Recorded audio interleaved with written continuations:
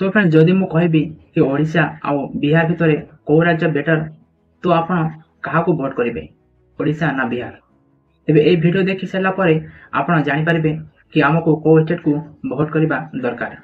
तो economic to नहीं infrastructure एवं एजुकेशन टू नहीं हेल्थ एवं कल्चर सबकिछि एई वीडियो रे कंपैरिजन करिबी एई दुईटी स्टेट मध्य। तो वीडियोटी संपूर्ण देखिए। तो चलतु वीडियोटी आरंभ करबा।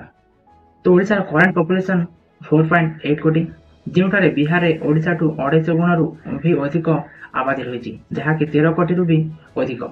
ओडिशार 16.67 पॉपुलेशन बाहर रहती और 74 आबादी देश भितर रही एवं बिहार ओनली 11.3 पॉपुलेशन बाहर रहती एवं केवल 72 लोक देश भितर रही। तो फ्रेंड्स जदि जीडीपी कथा कहबी तो ओडिशार करेंट जीडीपी $10 बिलियन रही। ओडिशार इकोनॉमी कहले माइनिंग स्टील प्लांट पैराडॉक्साइड एल्युमिनियम एवं पावर सप्लाई रही आउ 21 जीडीपी एग्रीकल्चर ठू भी आसती।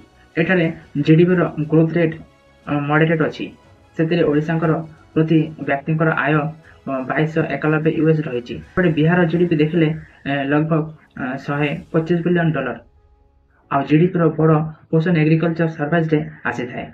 लेदर एवं हैंडीक्राफ्ट जहाँकि किसी मेजर इंडस्ट्री रही। बिहार इंडिया रो फास्टेस्ट ग्रोइंग स्टेट कहले किसी अत्युक्ति हेनी। बिहार रो एग्रीकल्चर बा इंफ्रास्ट्रक्चर डेवलपमेंट एवं इम्प्रूविंग गवर्नमेंट रही। फ्रेंड्स एठारे इनकम देखा गले $961 यूएस होता है जहाँकि ओडिशा ठू बहुत कम। ओडिशा एवं बिहार दुईटा जाक स्टेट रो इंफ्रास्ट्रक्चर को जदि कंपेयर करा जाए तेज ओडिशा पाखे 255,10,000 kilometre road network 2477 kilometre rail network एवं एठारे major airport Biju Patnaik international airport Bhubaneswar एवं झारसुगुड़ा एयरपोर्ट भी रही।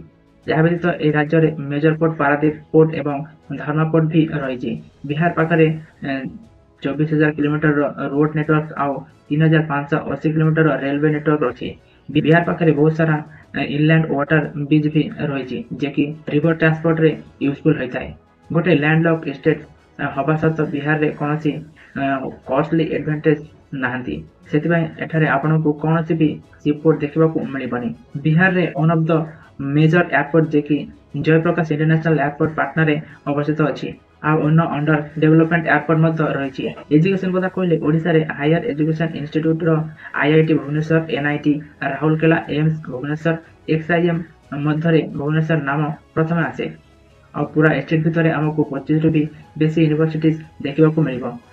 हायर इंस्टीट्यूट रो IIT Patna NIT Patna AIIMS Patna एवं पाटना यूनिवर्सिटी रो नाम रही। फ्रेंड्स स्वास्थ्य सेवा कथा कहले ओडिशा रे 1000 जीवन मध्य 4 जन को मृत्यु होता है। एठारे मेजर हॉस्पिटल रे AIIMS Bhubaneswar SP medical college एवं हॉस्पिटल रो ना आसे। सेपटे बिहार स्टेट रो इन्फेंट मोर्टालिटी रेट 25 पर 1000 जेकि ओडिशा ठू भी कम एवं मेजर हॉस्पिटल जेमिति कि AIIMS Patna Patna medical college एवं हॉस्पिटल रो ना आसे।